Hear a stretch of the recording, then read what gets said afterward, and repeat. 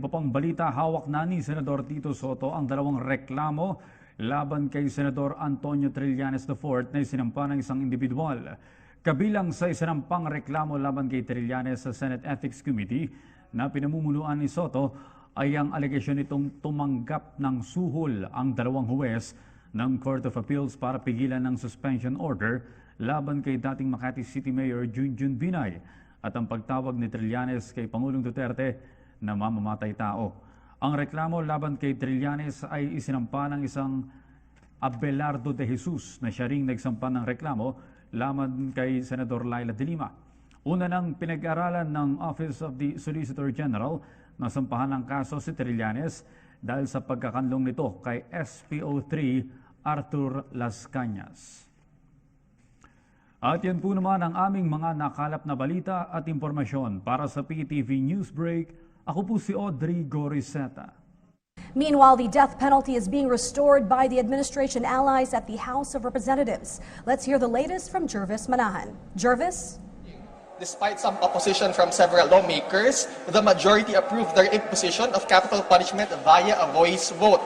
Prior to its approval, it has been a lengthy period of amendments here in the Batasang Pambansa.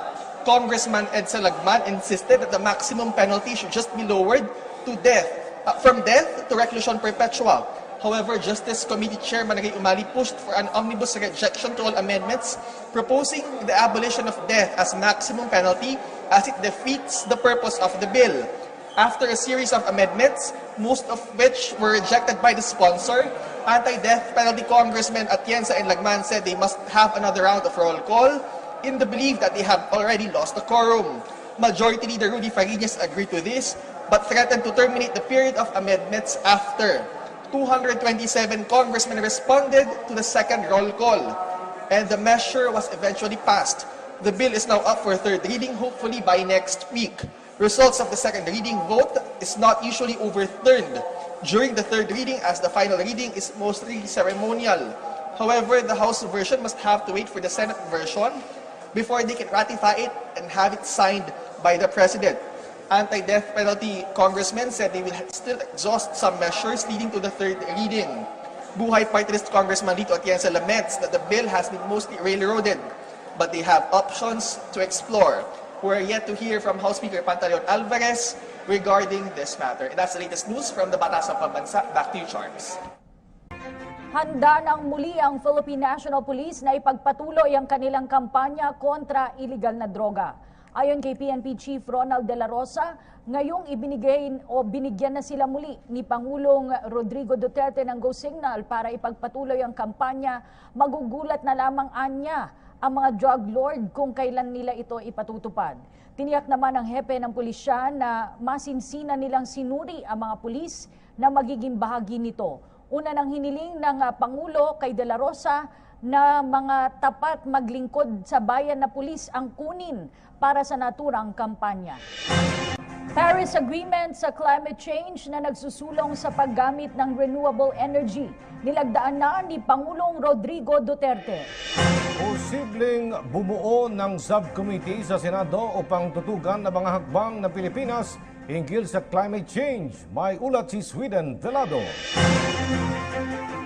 Pirmado na ni Pangulong Rodrigo Duterte ang Instrument of Accession para sa Paris Agreement na layong bawasan ng mga bansang kasapi sa kasunduan ang kanilang greenhouse gas emissions at isulong ang paggamit ng renewable energy.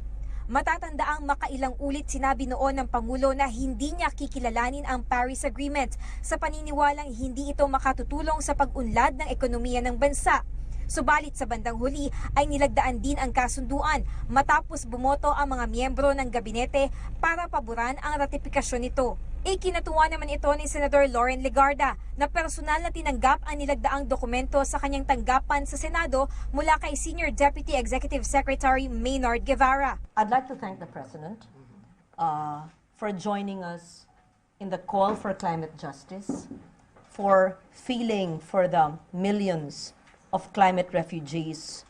Si Legarda na kasalukuyang pinuno ng Senate Committee on Climate Change at United Nations Global Champion for Resilience ang personal na tumawag sa bawat pinuno ng mga ahensya ng pamahalaan para magsumite ng Certificates of Concurrence o COCs at kumausap maging sa economic team ni Pangulong Duterte para matiyak na mararatipikahan ang nasabing kasunduan. Posible namang bumuo ng isang subcommittee ang Senate Committee on Foreign Relations na pamumunuan ni Legarda para tumutok sa mga usaping may kinalaman sa mga hakbang ng Pilipinas hinggil sa climate change. I hope that before Earth Day on April 25, we would have concurred in the ratification, so the whole process would have been completed. And that means when we adjourn by middle of March, we have completed the process of ratification. I hope. Para sa PTV News, Sweden, Velado. Iginit ni Senate Committee on Justice Chairman Richard Gordon na hindi tamang ikumpara ang muling pagbubukas ng kaso ng Mama Sapano Massacre sa investigasyon kay retired SPO3 Arthur Las Cañas. Ito ba'y sinabi ng mambabatas matapos siyang bisitahin sa kanyang opisina ng mga pamilya ng SAF-44 upang hingin na muling buksan ang investigasyon sa madugong engkwentro noong 2015. Ayon kay Gordon, initulad sa investigasyon sa testimonya ni Las Cañas, ang investigasyon ng Mama Sapano ay layong makamit ang hustisya. Handa naman si Gordon na buksang muli ang kaso at nais niya ring imbitahan sa investigasyon si dating Pangulong Noynoy Aquino. Sa ibang balita, ipresenta ni Presidential Advisor on the Peace Process, Secretary Jesus Dureza, kay Pangulong Rodrigo Duterte kahapon ang 8 taong gulang na nabihag ng Abu Sayyaf Group na pinakawalan kamakailan.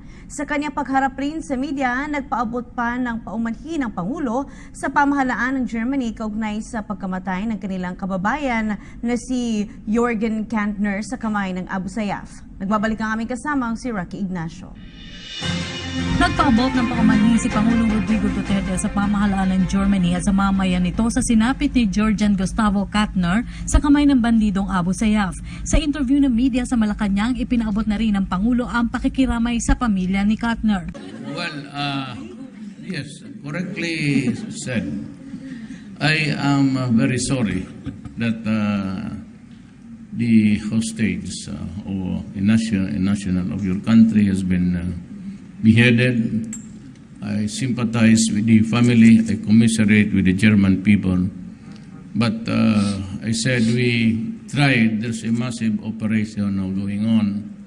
And as I have just announced to you, we're beginning to use their assets. I would like to say something to the family and to the government that we really tried our best.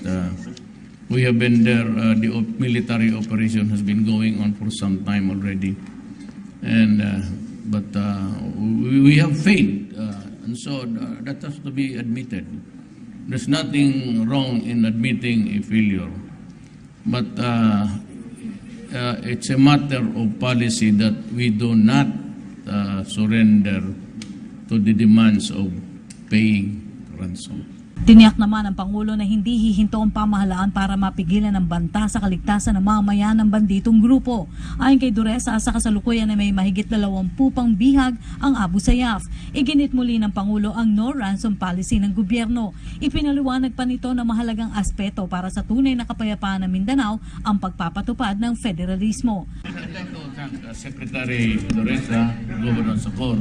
His son is also the governor for a humanitarian job.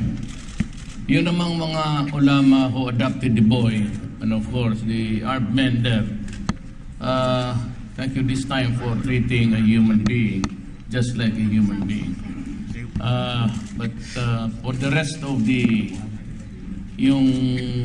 hostages doon, medyo they still have a lot of work to do. It's all money and convincing. We have Noro on our side. Maybe that's why Secretary Dureza was a bit successful this time. But I hope this would continue, and there's no other way to do it except there's a military operation going on. And I would like to assure everybody that for as long as there is the violence being perpetrated, the Republic of the Philippines will continue to with its military operations.